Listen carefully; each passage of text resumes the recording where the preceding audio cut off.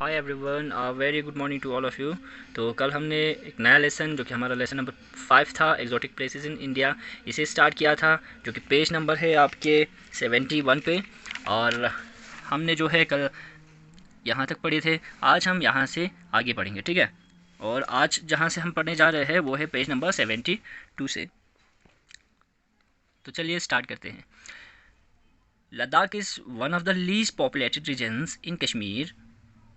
Okay, Ladakh जो है, ये जगह जो है जम्मू कश्मीर का एक ऐसा रीजन है, एक ऐसा हिस्सा है, एक ऐसा जगह है जो कम से कम पॉपुलेटेड है, लोगों की आबादी जो है जहाँ पे बहुत कम है। Okay, it is also one of the highest inhabited, okay, altitude location wise and the most remote region of India.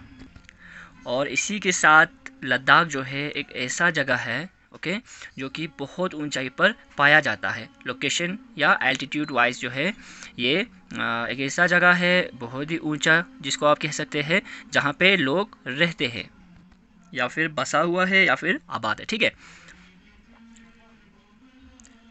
The natives are hardy and tough like the rigid mountains amongst which they dwell. तो कह रहा है कि लद्दाख के रहने वाले लोग जो है, ठीक है, वहाँ के बाशिंदे जो है वो बहुत ही क्या होता है, हार्डी यानी कि स्ट्रॉन्ग होते हैं, बिल्कुल वहाँ के पहाड़ों की तरह, चट्टानों की तरह, ठीक है, जहाँ पे वो रहता है। ड्वेल मीन्स रहना। Yet very soft and plain at heart. लेकिन जितना वो लोग बाहर से स्ट्रॉन्ग होते हैं, मजबूत दिखते हैं, उतना ही वो दिल से, कौन, लद्दाख के रहने वाले लोग दिल से साफ और बहुत ही काइंडनेस वाले होते हैं, ठीक है। With round faces, small noses and small eyes, resemble the people of Tibet and central Asia. Okay, क्या बोल रहा है, और उनकी छोटे छोटे आंखें होते हैं, छोटे छोटे नोज होते हैं, ठीक है। ओके, और उनका फेस जो है वो राउंड शेप में, गोल शेप में होता है, जिससे कि वो जो है वहाँ के रहने वाले लोग जो है, लद्दाख के रहने वाले लोग जो है तिब्बत और सेंट्रल एशिया के लोगों से मिलता जुलता है। रिजेंबल, ओके, मिलता जुलता है, ठीक है, यानी कि सिमिलर सा लगता है, ठीक है। इसके बाद है in early 1970s the Indian government decided to open Ladakh to foreign tourist and ever since travellers come to Ladakh from all corners of the globe.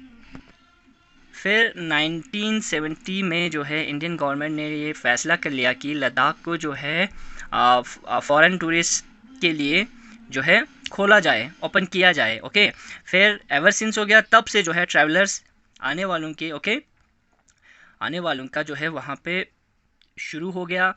दुनिया के हर कोने से लोगों का आना जाना शुरू हो गया। कब से? 1970 से, ठीक है। It has become a favourite destination of both the adventure freaks and the culture enthusiast. फिर क्या हुआ, फिर लोगों की भीड़ जैसे आने लगे, दुनिया के हर कोने से लोग यहाँ आने लगे, ठीक है, ट्रैवलर्स पहुँचने लगे। तो फिर क्या हुआ, ये बहुत सारे लोगों का, ओके, जो एडवेंचर के लिए आते हैं या फिर कल्चर इंथुसियस्ट होते हैं, ठीक है, उन लोगों का जो है बहुत ही फेवरेट डेस्टिनेशन, ओके, एक मुकाम जो है उनके लिए बन गया, ठीक है जी। एक वो लोग जो किस लिए आते हैं, एडवेंचर के लिए, ओके, एडवेंचर के लिए आते हैं। दूसरा वो जो कल्चर इंथुसियस्ट होते हैं, ठीक है, कल्चर इंथुसियस्ट इन द सेंस वो लोग जिन्हों को लोगों के कल्चर में रहने सहने, रहन सहन जो होता है उनमें जो है फुल इंटरेस्ट होता है, ठीक है, उन्हें कल्चर इंथुसियस्ट कहते हैं, ठीक। It offers exciting opportunities for adventure. Ladakh जो है ऑफ़र करता है, इतना अच्छा है कि ऑफ़र करता है, ओके, लोगों को ये मौका देता है अपॉर्चुनिटीज़ के लिए।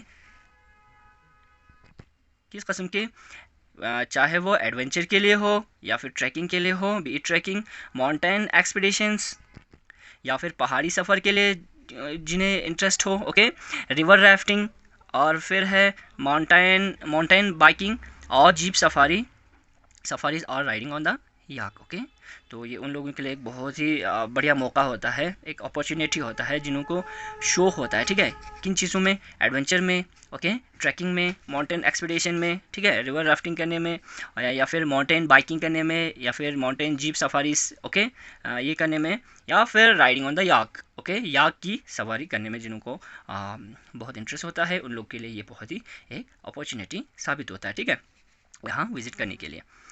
For the culture enthusiast this place offers monastery tours, tribal tours and festival tours.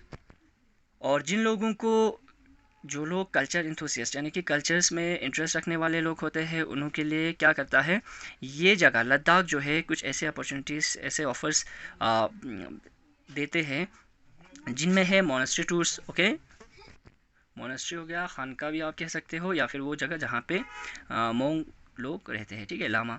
Okay, फिर